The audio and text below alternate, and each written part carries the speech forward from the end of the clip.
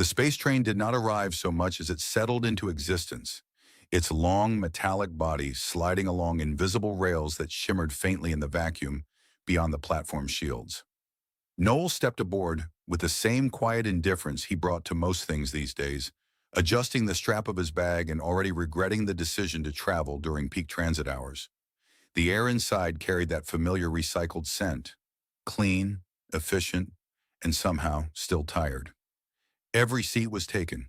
Of course it was. The galaxy could bend light, fold space, and simulate entire ecosystems inside a cargo hold. But apparently it still could not solve the ancient problem of too many people wanting to sit down at the same time.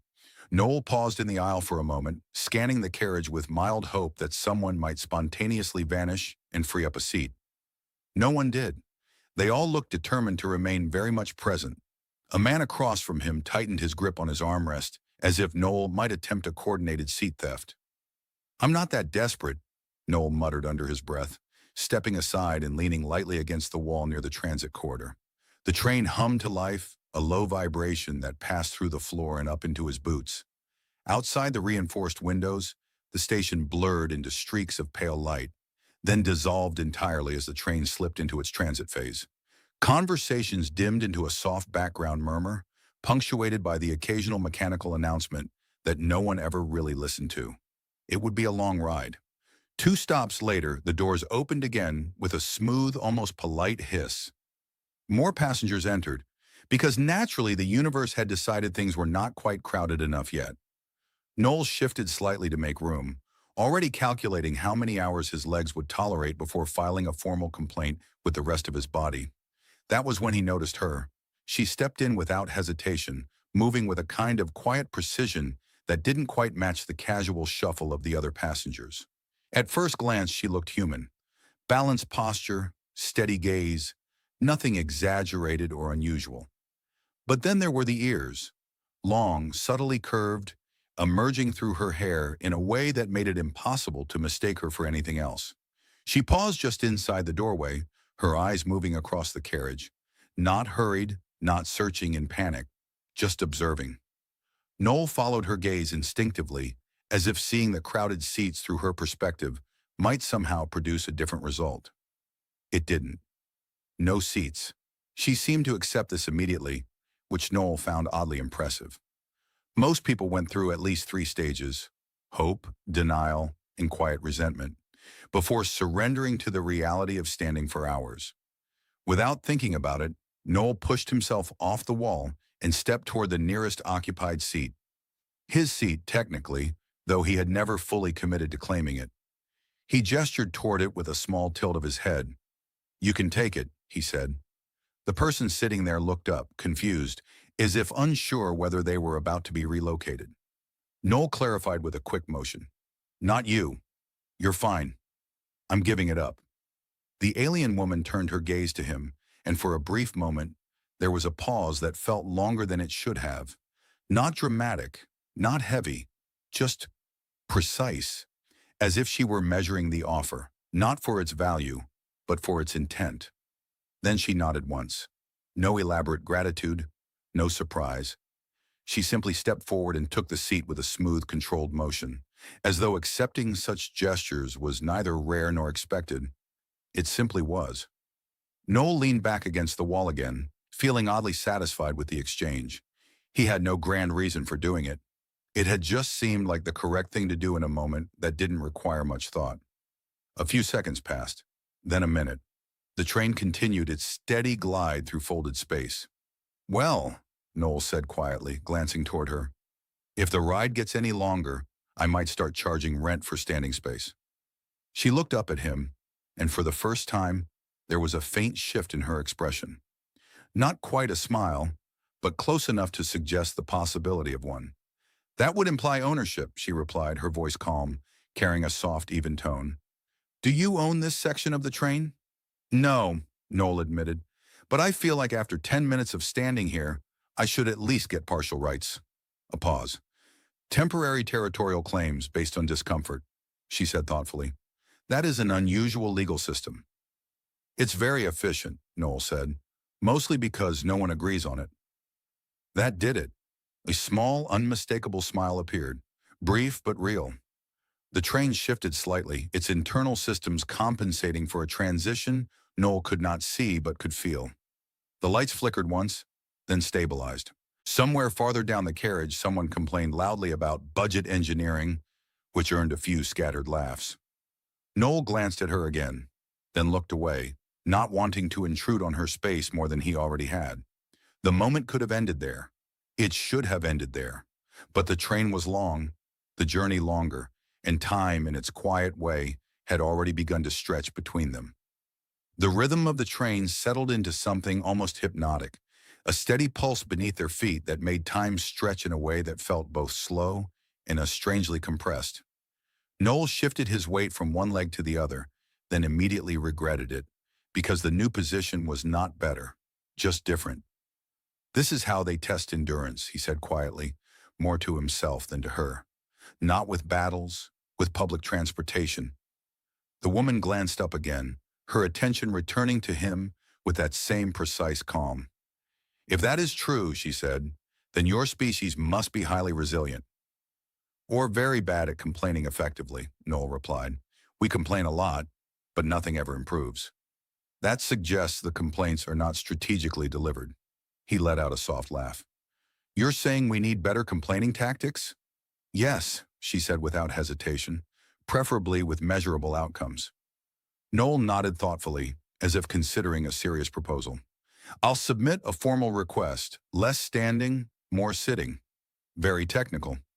"I believe your wording lacks persuasive depth." "Ah, so I need to sound smarter while asking for the same thing." "That often helps," she said.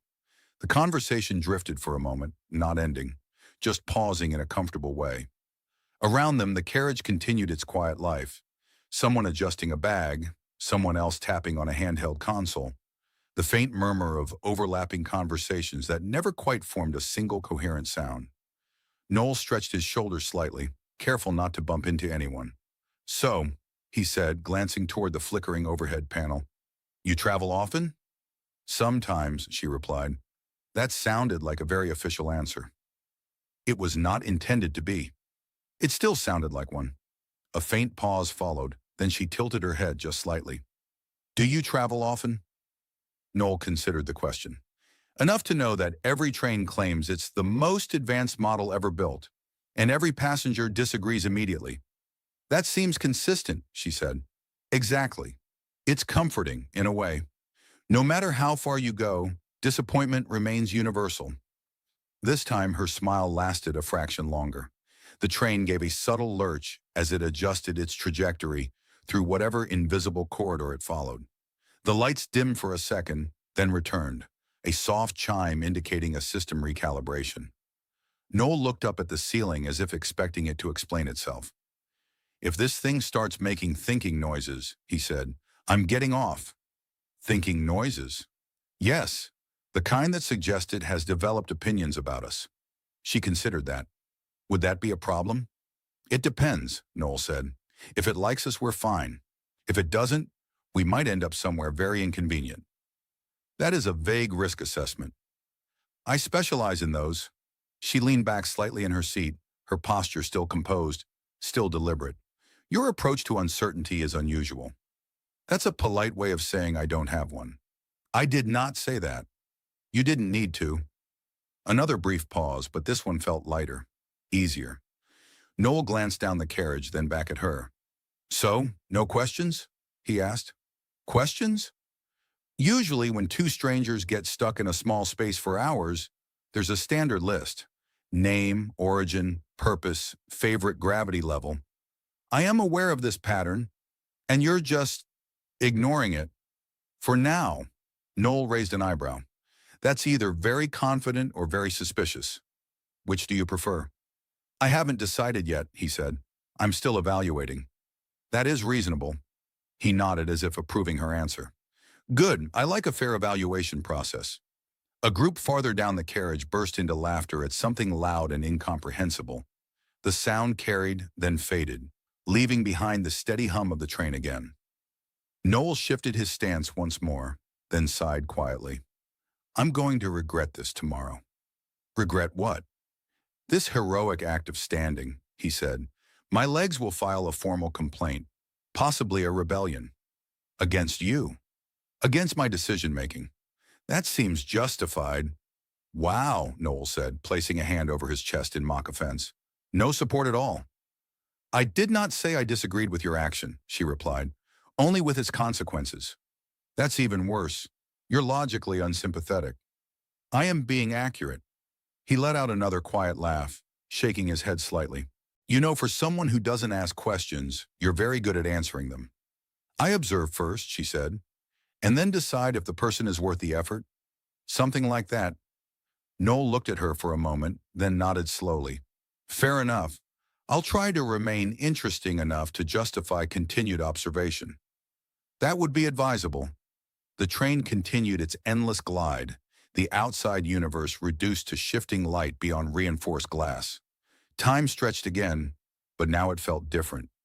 Less like something to endure, more like something unfolding quietly between two people who had no reason to be speaking, and yet continued anyway. Noel leaned back against the wall, letting out a slow breath. All right, he said, glancing at her again. If we're going to be standing here for hours, I feel like we should at least establish one important fact. And what is that? He gestured lightly toward the ceiling. If this train breaks and we're stuck together indefinitely, I call the right to complain first. She looked at him, her expression calm, then very slightly amused. I will allow it, she said. That's very generous of you. I am known for my generosity. Noel smiled faintly, unaware of how true that statement actually was, and nodded as if accepting a simple joke, not a quiet truth hidden in plain sight. Time stopped behaving like time. It stretched, folded, drifted somewhere between the hum of the train and the quiet rhythm of their conversation. Noel had long since stopped checking the transit panel above the door. It had stopped updating anyway, frozen on a reassuring but completely meaningless on schedule. Do you think it actually knows what schedule it's on? Noel asked, tilting his head toward the panel. It is likely programmed to appear confident, she said. That makes two of us, Noel replied. She glanced at him. You appear confident? No, he admitted, but I'm very convincing at pretending. That is a useful skill. Thank you. I've spent years not knowing what I'm doing. That explains your decision to stand voluntarily. Okay, that was one time, he said, raising a hand.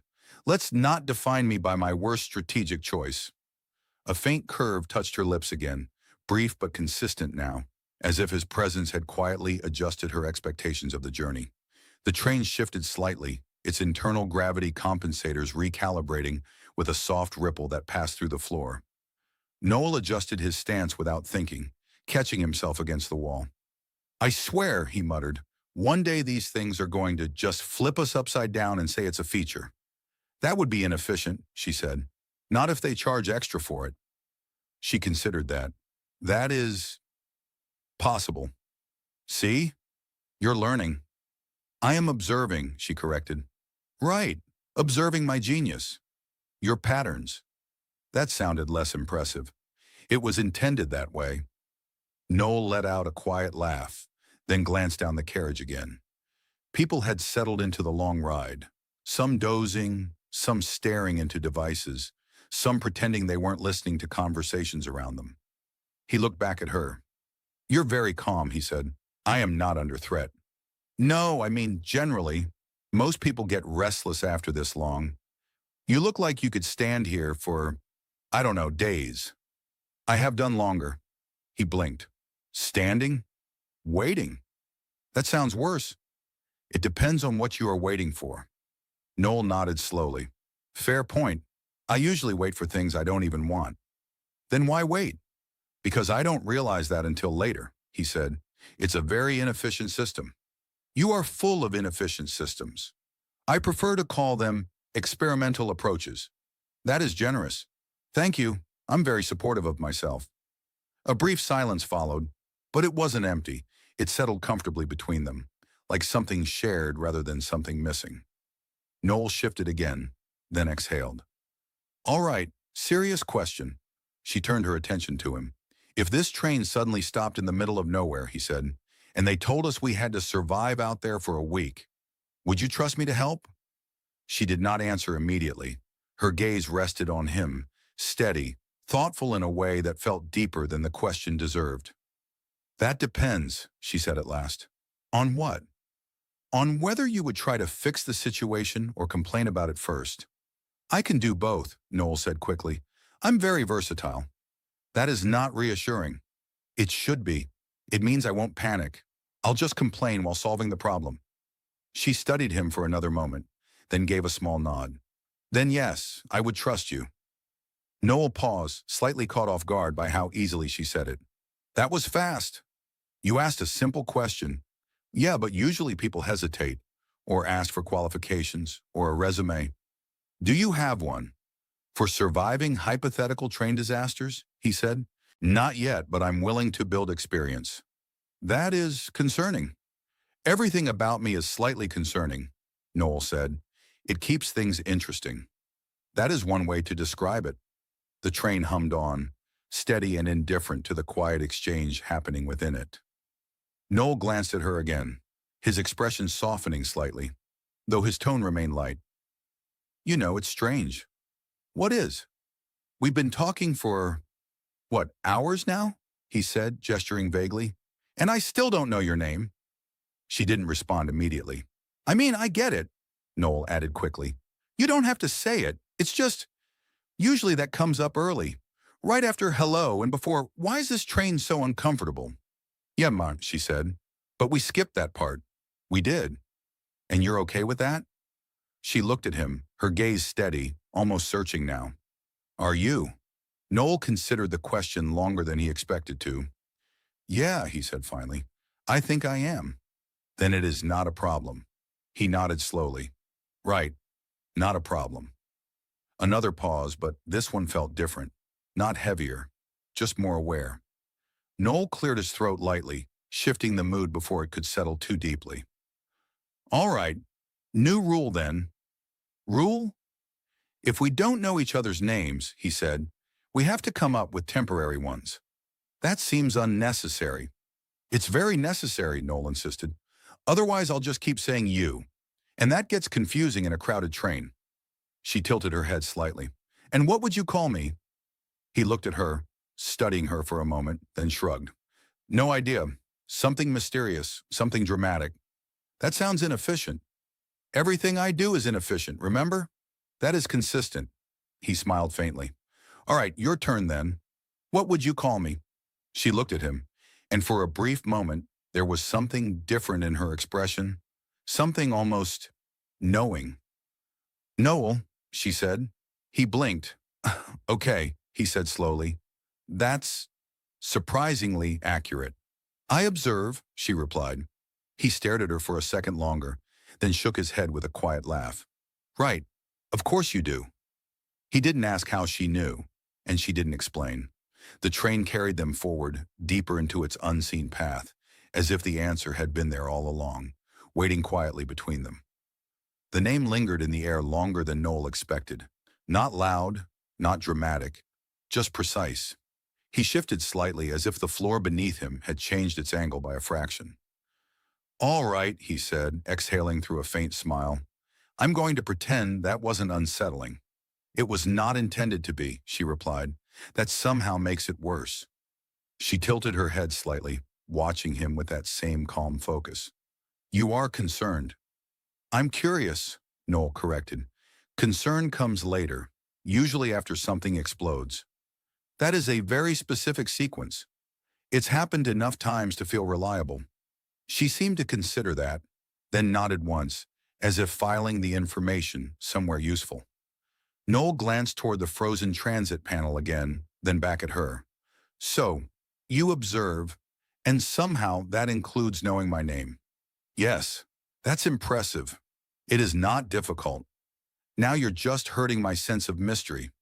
You announced it when you boarded. Noel blinked. I did? You responded when the system verified your ticket.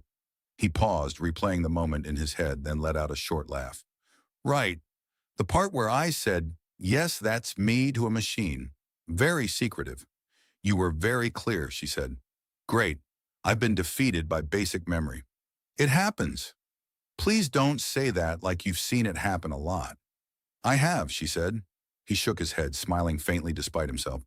All right, fair. That's on me.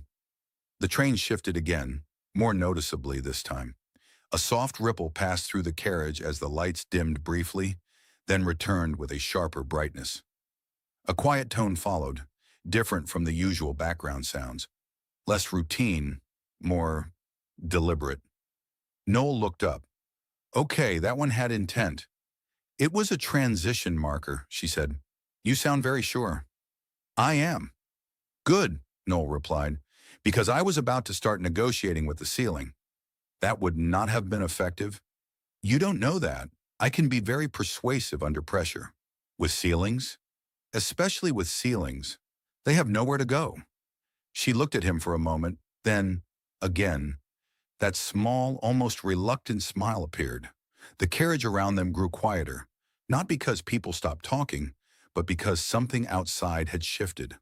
Through the reinforced windows, the usual streaks of distant light began to change. Slower, more defined, as if the train was easing out of its deeper transit phase. Noel noticed it, his gaze drifting past her toward the glass. We're getting close, he said. Yes. You knew that too? I can feel the deceleration. Of course you can, he muttered. Meanwhile, I just feel like my legs are filing official complaints again. That is consistent with your earlier statements. I'm a very consistent person. That is not entirely accurate. He glanced at her. You're enjoying this, aren't you? I am observing. That's a yes. A faint pause settled between them, but it didn't feel empty. If anything, it felt more defined now, like the space itself had become aware of their conversation. Noel shifted his weight again, then exhaled slowly. You know, he said, this is probably the longest I've talked to someone without knowing anything important about them. Important, she repeated. Yeah. You know, where you're from, what you do, whether you're secretly dangerous. She looked at him, her expression unreadable for just a second. Would that change your behavior? Probably not, Noel admitted. I'd still be standing here making questionable jokes. Then the information is unnecessary. He considered that, then nodded slightly. That's actually a good point. Another tone echoed through the train, this one sharper, followed by a sequence of lights along the ceiling, shifting into a more formal pattern. Not an alarm, just structured, intentional. Noel frowned slightly. Okay, now that one feels important. It is, she said. You're very calm about that. Yes. He glanced around. A few passengers had noticed the change, their conversations lowering, their attention drifting toward the windows and the doors ahead. Is this normal? Noel asked. For this station, she replied. That sounded specific. It is a central hub. No, I mean the whole organized lighting, dramatic tones, everyone suddenly paying attention like something's about to happen. She didn't answer immediately. Noel looked at her, then back at the shifting lights. Please tell me we're not about to be part of something official, he said. I didn't prepare for that. I'm not dressed for importance. You look adequate. That's the nicest thing anyone said to me today. It was not intended as a compliment. I'm still taking it. The train began to slow more noticeably now, the subtle forward pull easing into something steadier. Outside, shapes began to form. Structures, platforms, distant silhouettes of ships arranged in patterns too precise to be random. Noel's gaze lingered there, curiosity creeping in despite himself. That's, a lot of organization, he murmured. Yes. Like, someone important is arriving levels of organization. A brief pause. Yes, she said again. Noel let out a quiet breath, shaking his head slightly. Well, he added, glancing back at her, I'm glad it's not us. I don't think I could handle that kind of attention. I'd trip on something immediately. That would be unfortunate. Very. I'd become a historical embarrassment. That is unlikely. You say that, but you haven't seen me near stairs. Another faint smile. The train continued its steady approach, the atmosphere inside shifting in subtle, almost imperceptible ways.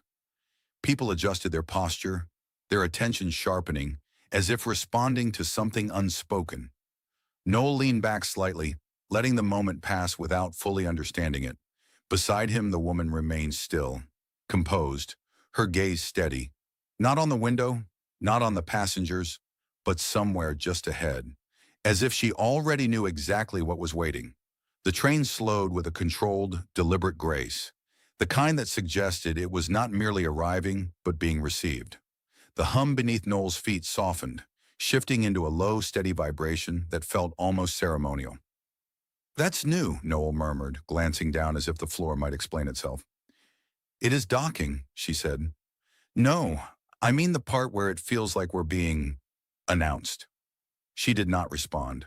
The lights overhead adjusted again, no longer flickering, but aligning into clean, uninterrupted bands of white. The usual soft noise of passengers dissolved into something quieter, more contained. Conversations didn't stop, but they lowered, as if everyone had collectively decided not to interfere with whatever was happening. Noel looked around, then leaned slightly closer to her. "All right, this is definitely important," he whispered. "I can feel it. My instincts are rarely wrong." "You said earlier you rely on inefficient systems," she replied. "These are improved instincts," he said. "Version 2. That is reassuring. It should be." The train eased further, the motion almost imperceptible now. Outside, the platform came into full view, lined with figures standing in precise formation. Not scattered, not casual, organized, very organized.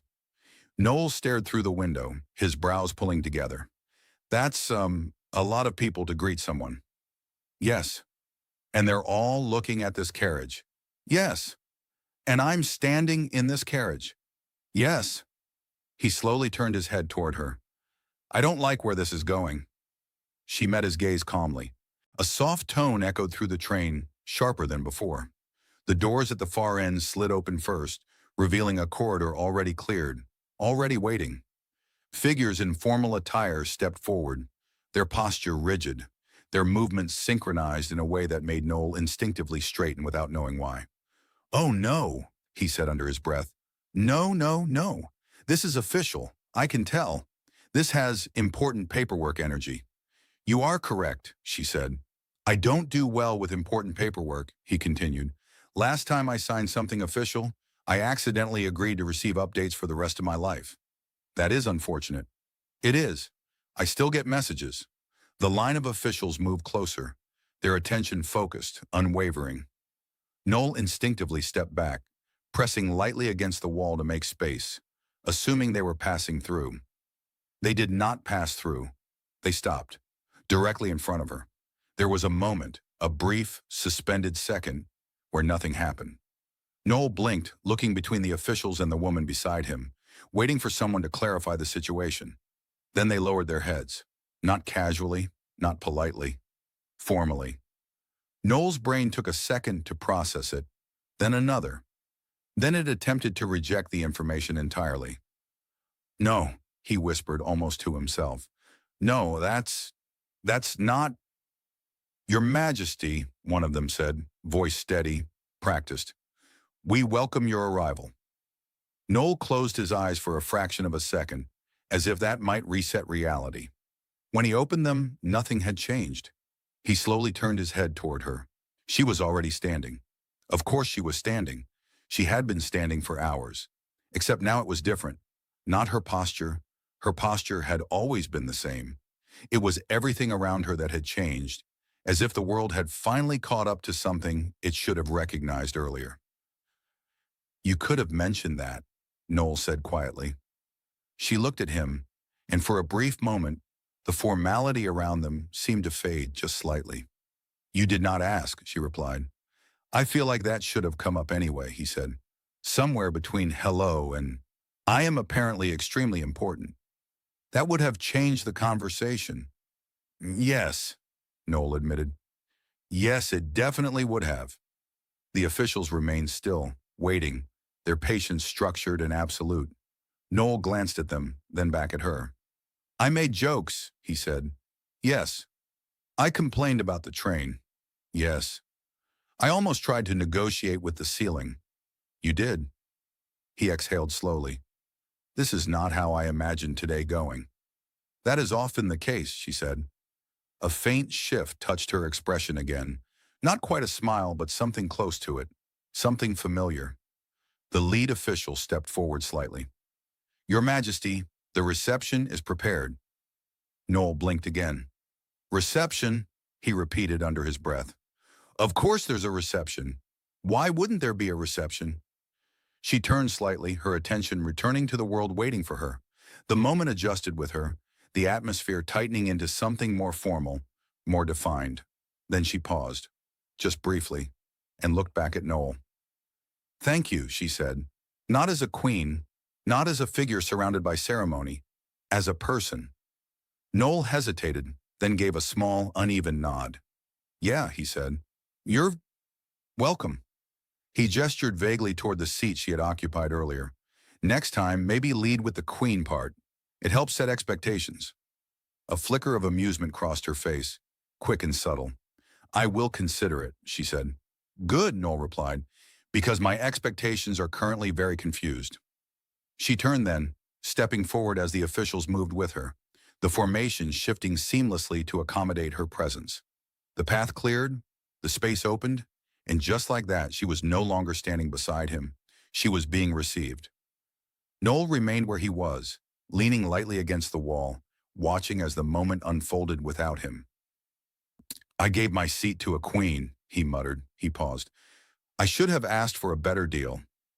The moment she stepped off the train, the world seemed to reorganize itself around her. Noel stayed where he was for a second longer than necessary, as if moving too soon might confirm that everything he had just witnessed was real. All right, he said quietly to himself.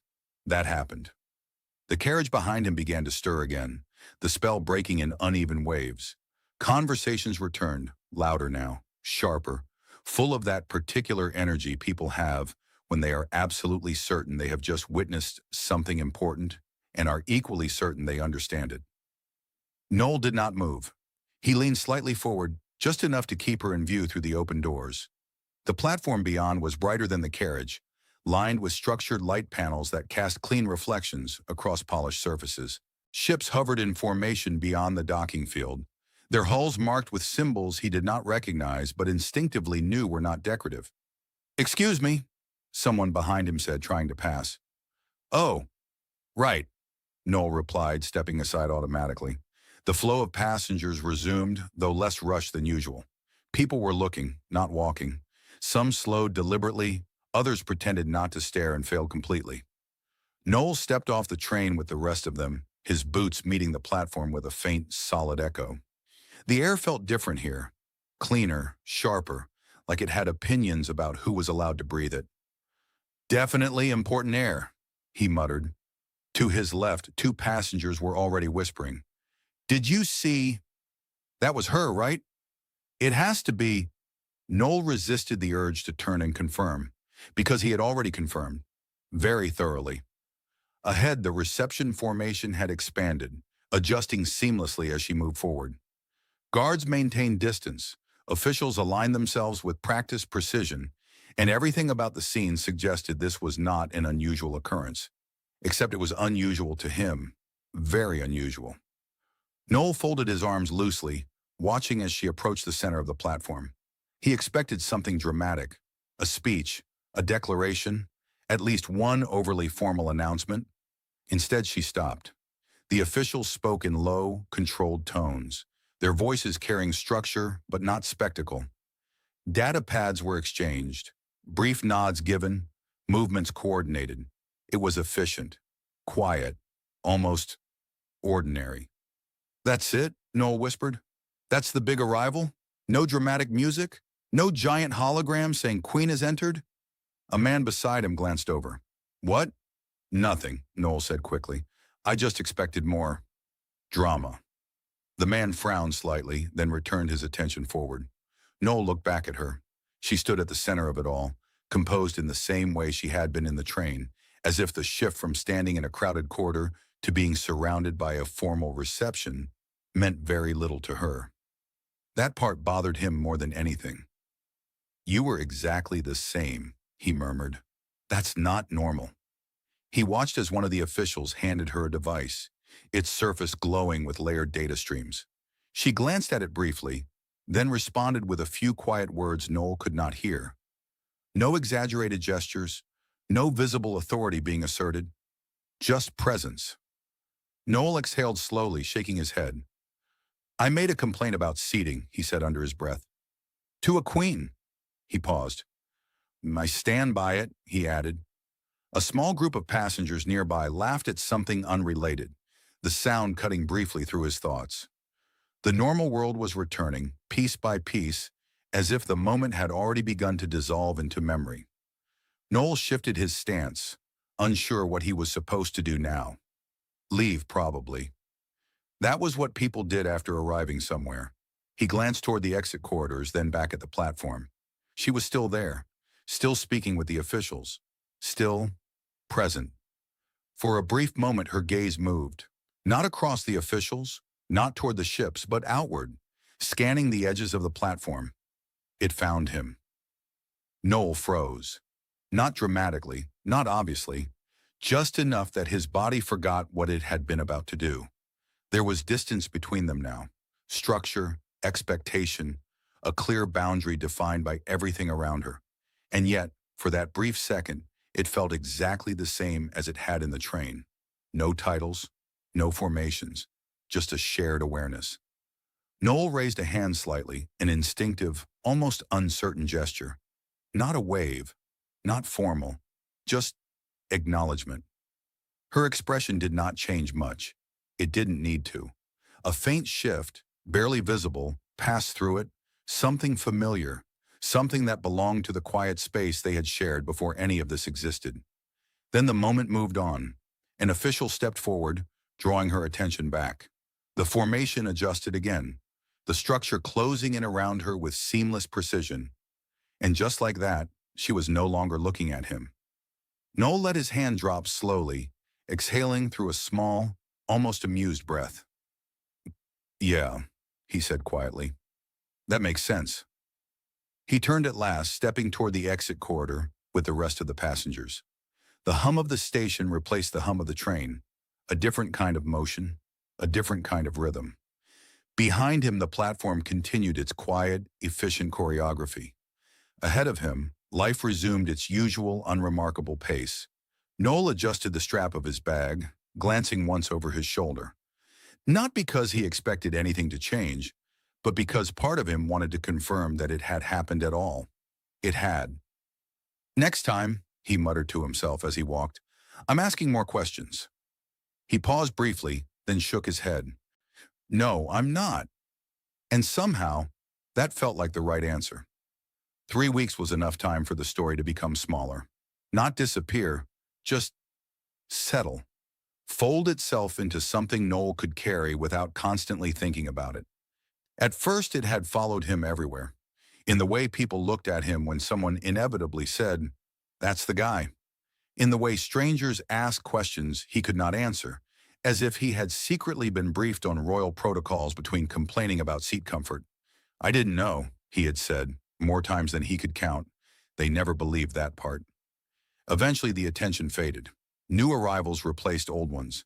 New stories took priority. The galaxy, as always, moved on without asking if anyone was ready. Noel returned to his routine, which he discovered was exactly as unremarkable as it had always been.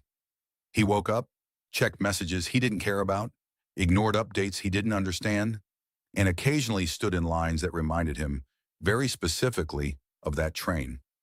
He did not think about her constantly, but he did notice things more. That was new.